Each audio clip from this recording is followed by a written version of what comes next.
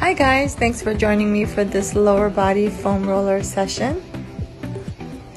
Predominantly we're going to be focusing on the legs, the back side as well as the front side. You can just sit on the foam roller, support yourself with your hands, and just slide back and forth. Right now you're targeting the muscles really close to the sacrum. So you will feel that you're hitting the bone, and that's okay. You control the movement with your heels. You can angle off to the side and target the gluteus medius, maximus, and minimus. Commonly, people have a lot of trigger points and knots and just overall tightness in the gluteus muscles as well as the leg muscles, which results in lower back pain. So it's so important to stretch these muscles, to use the foam roller, and just bring blood flow to these muscles so that they can actually be nourished and be pliable, so that they can support your lower back and not compromise it. Continue to hover over those tight muscles. It actually kind of feels good. My recommendation is that you spend at least 10 to 15 minutes per area. You just can't do enough stretching or foam roller activity for your muscles. So as much as you can do, however much time you can put, nourishing those muscles, lengthening those muscles, you're going to help yourself from having early arthritis as well as less injury, of course. When muscles are strong, they are more supportive of your joints, so you have less irritation and injury to the joints. When joints are supported, they're not going to be inflamed, and therefore there will be less arthritis and degeneration. So pliable muscles actually support your joints as well as your spine. While foaming your lower body, you have to use your arms and shoulder, upper body to support yourself. So this is an actual good exercise for your upper body as well. Turning over to the side, supporting with your elbow like a side plank, you're actually hitting and targeting the TFL and the ITB. So you can't talk about the TFL without talking about IT band, if you guys are more familiar with that term. The TFL is a small muscle that inserts into the IT band, which attaches to the knee. So commonly this muscle can cause hip issues as well as knee issues if it is injured or if it's tight. Very commonly this muscle gets tight with prolonged amount of sitting at your desk or your computer.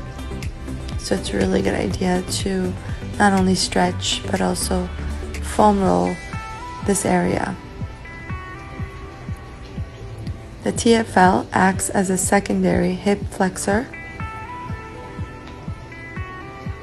and most cyclists, runners, and horseback riders will have tighter muscles in this area.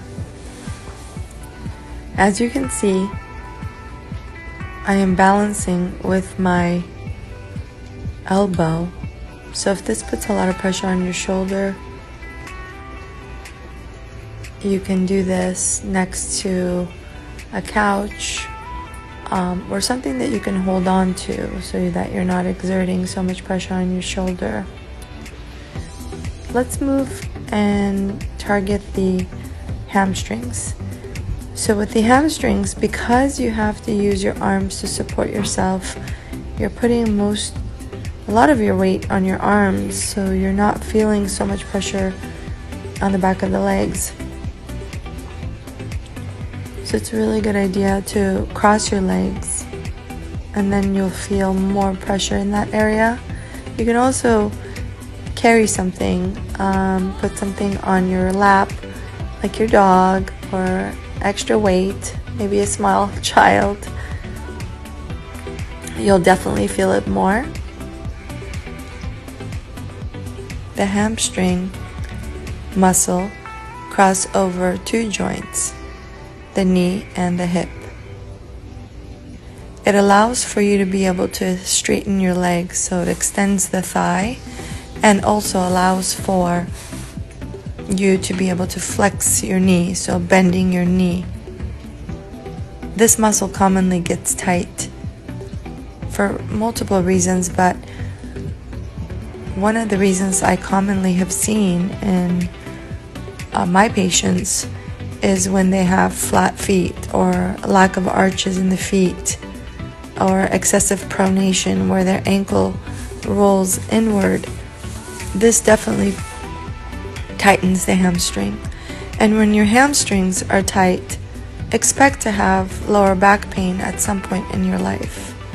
So here I'd like to support with the chair, grabbing on to the side of the chair allows for greater force, and I'm able to target the hamstrings a little bit better.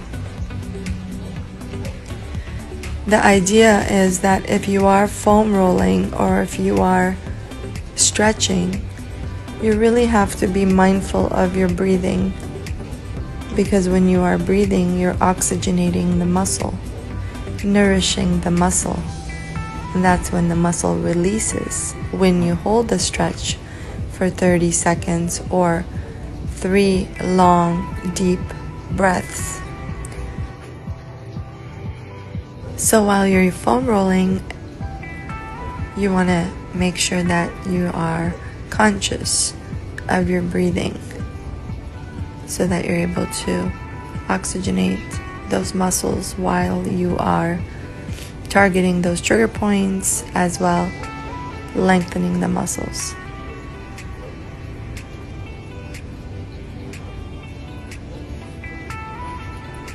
Let's work on the lower legs, your calves. Ooh, this is going to be fun. This is an area which almost always gets overlooked when stretching. We just don't think of the calves. Sometimes we don't even work them out other than walking and running. This is one of those pains that feel good and hurt at the same time. Sometimes you don't need to cross for greater pressure in that area. You're gonna feel a good amount just foaming both at the same time.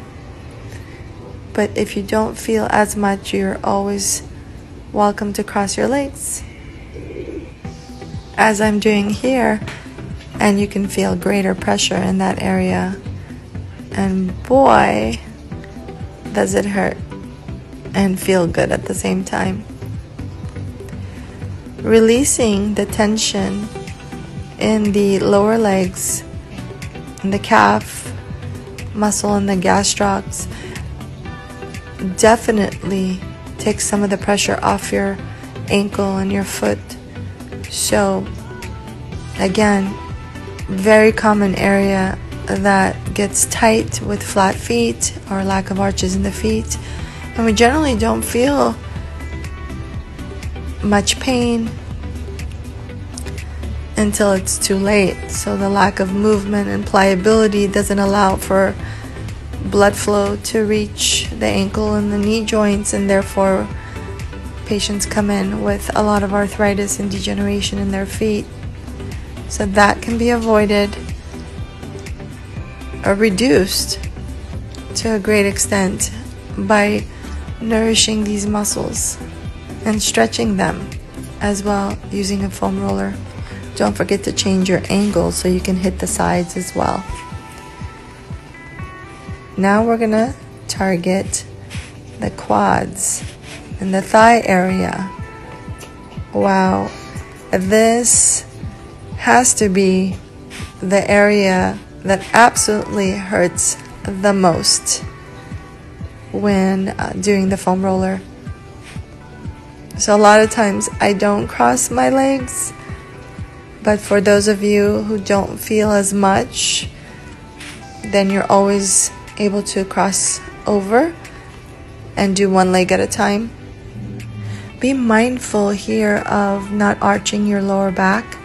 So by contracting your abdominal muscles, you'll be able to have more support and less injury to your lower back. The quadricep muscle allows for hip flexion and knee extension. So it's a large muscle that covers the thigh area, and a lot of times it can have trigger points or knots that shorten the muscle, and therefore it can cause hip as well as knee issues. So what is a trigger point? A trigger point is a tightly woven muscle that is not getting much blood flow. So it starts to harden and calcify, and it basically causes the muscle to shorten and doesn't allow for the muscle to properly have an isometric contraction. So that's why it causes issues with the joints. So again, important to work on these trigger points with a foam roller, deep tissue massage as well. Myself, I've actually had some PRP injections using my own plasma. You can direct message me about that.